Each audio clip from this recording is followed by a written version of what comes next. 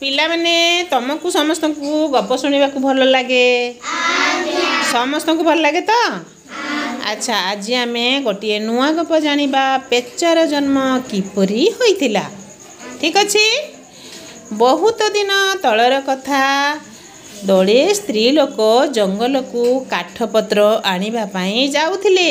ठीक अच्छे जीवा समय रे से माने रास्ता रे गोटे गछरे महू फेणाटे देखिले जोठारे कि महू सबू हेइथिबार जना पड़ुतला। तेणु तांको भितरु गोटे स्त्री लोक को कहले अरे तू उठी पारिबु आमे तो सीढ़ी बनै दउछु तू गछ ऊपर को उठी जा एवं से ही महू फेणारू किछि महू पकेइबु आमे समस्ते मिसिकी खाइबा बुझेला।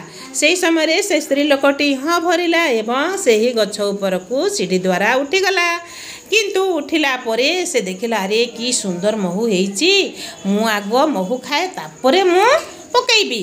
तेणु से एमिति महू खाईगला महू खाईगला आउ चोपा जाक पकेइला किंतु महू आउ तलक पकेइला नहीं। तेणु तले रही स्त्री लोक मैंने ताकू रागी गले आउ रागी जावा द्वारा कौन कले से माने से सीढ़ी को सेठारु फोपाड़ी देले एवं पलई गले।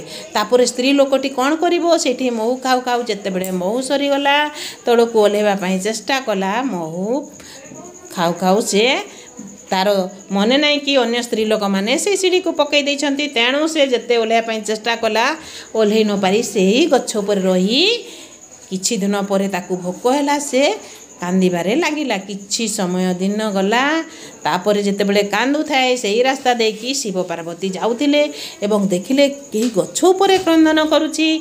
ता कांद शुणी कि अरे ए तो गोटे स्त्री लोकटे कौन हेइछि कि बोली जाई कि पाखक पचारले। तापर से स्त्री लोकटी तार सबु कहानी कहवा द्वारा से कहले हौ ठीक अछि तमे भूल करिछ तेणु भूल करिथिबारु तुमको मु गोटे सुंदर जीवन दे पारिबी किंतु तुमको मु दंड मध्य देवी। केमिति दंड देवी ना तुमको वर्तमान मु गोटे पक्षी तैयारी करि दउछि। तेणु यह कहिकी से तार दुईटी डेणा करदेले दुईटी डेणा देवा द्वारा से गोटे पक्षी हो गला। कहले आज थारु तू गोटे पेचा जन्म नेलु किंतु पेचा हैला परे तू गोटे एमिति पक्षी कि अन्य पक्षी माने देखिले तोते रागिबे एवं आक्रमण करिवे तोर होउछि एई दंड बुझिला। तेणु से पेचा को सबु पक्षी माने देखिले कौन करती आक्रमण करने दौड़े थांती हाँ कि नुहे। तेणु से हूँ गोटे स्त्री लोक जी कि शिव पार्वती तांकरी आशीर्वाद रु से गोटे पेचा भावरे जीवन पाइथिला एवं यही पेचा कालक्रमे अधिक होई वर्तमान आम देखुवा पेचा गुड़िक सृष्टि होइछि। ताले पेचार सृष्टि कौटू होइछि गोटे स्त्री ठारू गोटे स्त्री लोक पेचा जन्म नहीं किए ताकू पेचा जन्म देइथिला शिव पार्वती ताकू पेचा जन्म देइथिले।